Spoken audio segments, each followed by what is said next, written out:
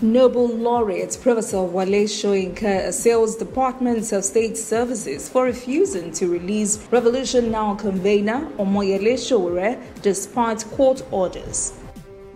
Federal government once again assures motorists of safety of the third mainland bridge in Lagos. In international news, U.S. House begins public face in the Trump impeachment hearings, two State Department officials testifying today.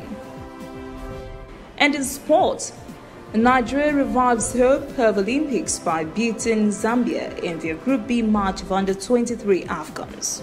This is ANN News. I am Olajumoke Olatuji. Nobel laureate Professor Wale Soyinka has called on the Department of State Services, DSS, to stop what he calls the display of crude and naked power in not releasing convener of Revolution Now movement, Omoyele Sowore. The court has ordered Sowore released since last week. Soyinka said DSS should release Sowore and save Nigeria from international embarrassment. Soyinka further said in a statement, the ham-fisted response of the DSS continued to defy the rulings of the court, a development he says was not only callous and inhuman. The Nobel laureate says the operators of state never believed Sowore would meet the bail conditions set. Once they were met, the state became desperate and left the DSS floundering. He said the agency had resorted to childish, cynical lies, blaming its failure to carry out the court release order on Sowore. It claimed that the ordered release was no longer in their hands, but in Sowore's end of the transfer. Soyinka said, quote, "The lie being exploded, what next? Bullets, of course." Professor Wale Soyinka says the DSS should end what he calls a charade and release Sowore. He also said the agency and the judiciary would also do well to apologize to the nation. Strong words from the professor. There is a public backlash on the Senate for a proposed hate speech bill. The bill's sponsor, Senator Sabi Abdullahi from Niger North Senatorial District, says the bill would help tackle hate speeches and other social media-related content considered antagonistic to the interests of the Nigerian society.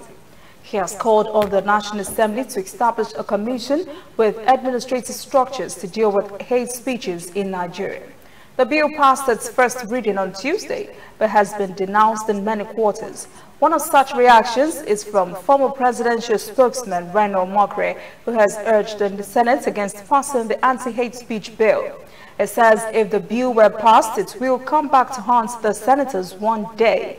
He wrote on his Twitter page that no law has been passed to hang killer herdsmen, Boko Haramists, or corrupt politicians, but they want to pass a law to hang Nigerians for free speech. Even former Vice President Atiku Abubakar weighed in and described the hate bill as an abuse of the legislative process that will violate Nigerians' constitutionally guaranteed rights to freedom of speech. And former Senator Shehu Sani has registered his displeasure with the proposed bill. He said with the introduction of the bill, Nigeria was currently on the road to full-blown tyranny. In preparation for the Bayelsa governorship election, the Rivers State Police Command has deployed 2,000 personnel to complement other security agencies in the state. Spokesman of the command, DSP Nnamdi Omoni, said the deployment of the 2,000 officers will not affect the Rivers State security architecture. It said supporting other commands when the need arises is a routine duty for the police, as in the case of the Bayelsa governorship election. Meanwhile, as Bayelsa and Kogi states prepare for Saturday's election, an election observer group, Yaga Africa, has expressed fears over what it describes as ongoing vote buying, violence and rising flood. These concerns were raised in its third pre-election observation report. The report states there might be huge irregularities in the two elections because of the danger signs they both indicate. The group says it is worrisome that PVC now goes to the highest bidder and voter inducement continues. It also claims voter inducement through distribution of money, trading of PVC and voter details still prevail. The Gombe State House of Assembly has impeached and removed its Deputy Speaker, Shoaibu Haruna, on Tuesday and replaced him with Sidi Buba, representing Kwame West. 21 of the 24 members of the State House of Assembly supported Haruna's removal. He was accused of being too loyal to the governor. He was also said to have contravened a decision by lawmakers to boycott all state functions of the executive and the swearing-in ceremony for commissioners. Haruna is a member of the ruling All Progressives Congress, APC. The party has the majority in the state legislature. In other news, a trailer being chased by police in Yola, Adamawa State, is said to have crushed to death at least 20 persons on Tuesday, including several tricycle Kekena-Pep operators. Residents said police claimed to have chased the driver for carrying goods they believed were foreign rice. Residents debunked the police explanation and said they were pursuing the trailer driver because he had refused to give them money at a checkpoint they had set up.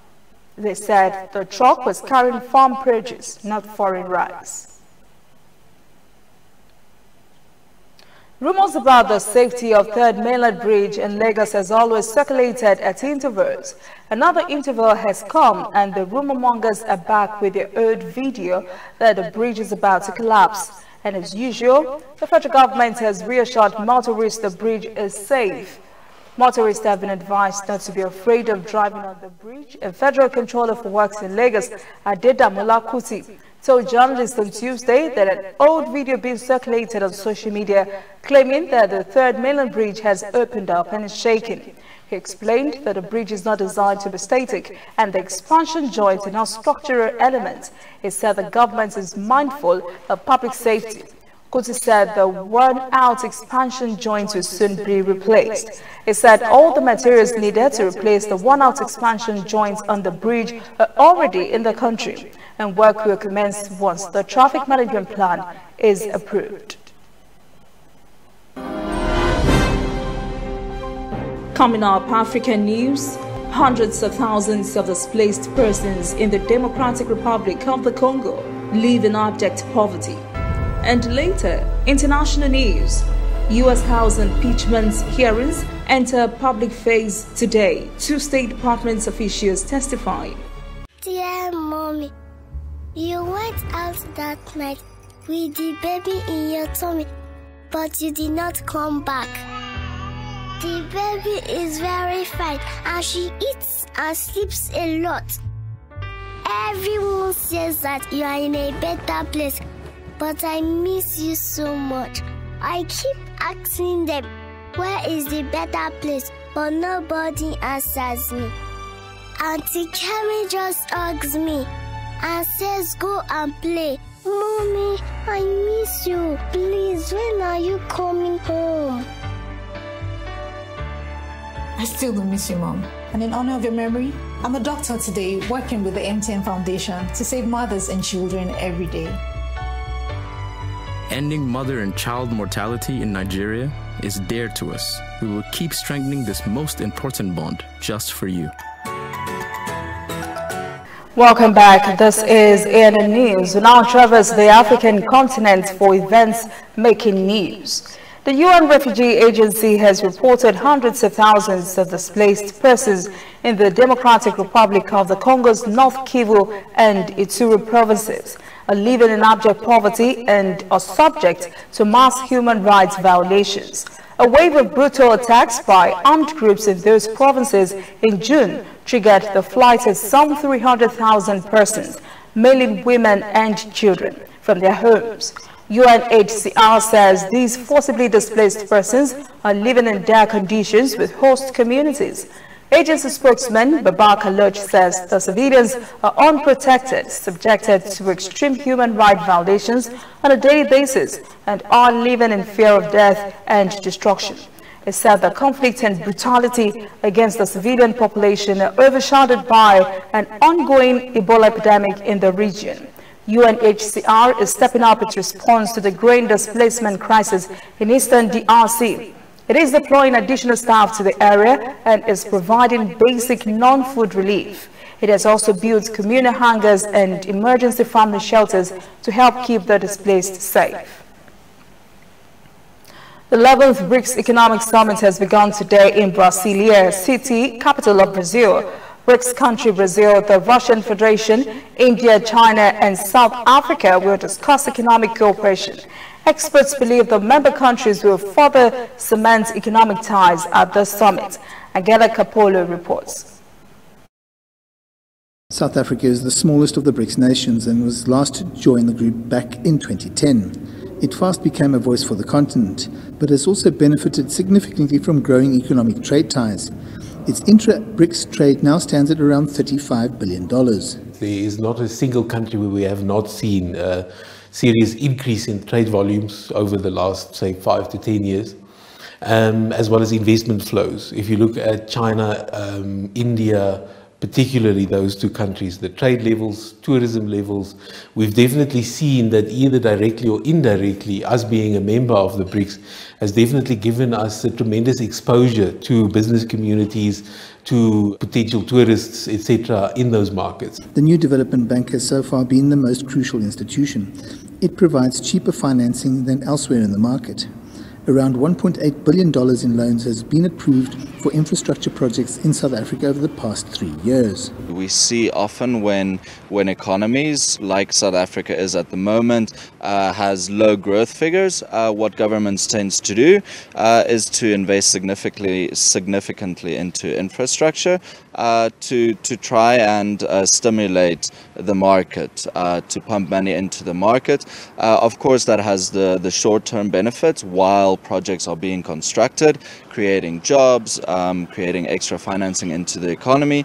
The development of the BRICS working groups has also aided in skills and knowledge transfer and collaboration across many different sectors. If we look at the broader picture, certainly issues such as capacity building, sharing of knowledge has also been a key component of BRICS cooperations, and specifically we see in the BRICS around the fourth industrial revolution, so around issues such as digitalization, such as the future of work, such as e-commerce. There's a very interesting discussion on agriculture particularly, and I think there's a big future for agricultural contact between the BRICS nations, and there you're probably looking at tremendous benefit that will go to small and medium enterprises. When the five nations meet, they'll be looking to further cement those economic ties.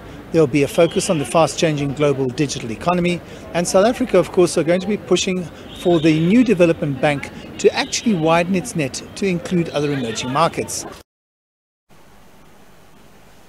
Desert locust infestation has worsened in Ethiopia despite ongoing ground and area control operations.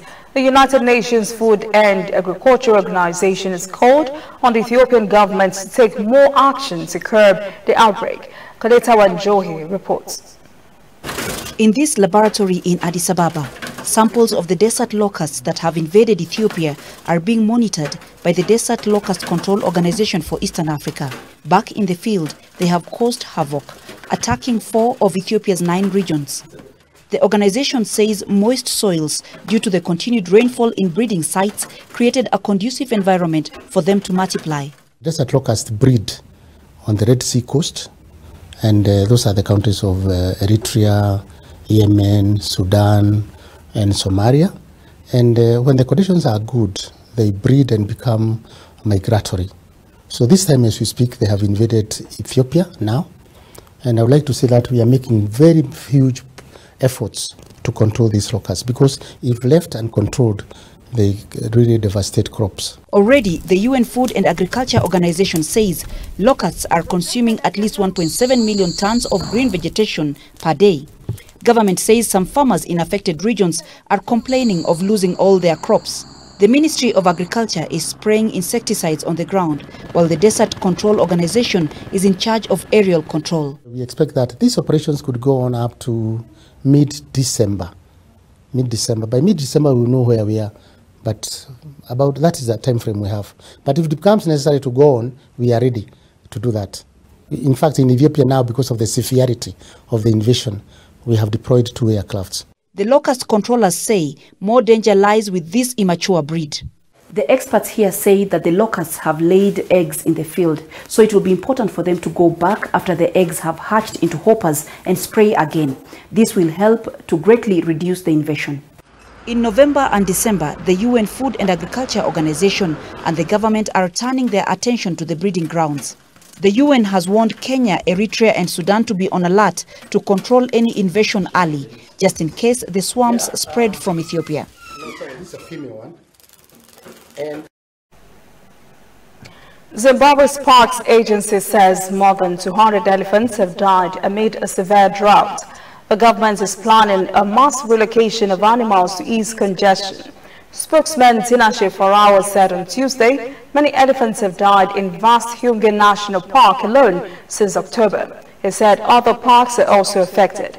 Animals, including giraffe, buffalo and impala, are also reported to be dying. The Parks Agency says the situation can improve only after rains return. Many animals are straying from Zimbabwe's parks into nearby communities in search of food and water. The Parks Agency said 33 persons have died from encounters with animals this year alone. The agency says it plans to move 600 elephants, 2 prides of lions and other animals from the Sabe Valley Conservancy in the southeast to less congested parks.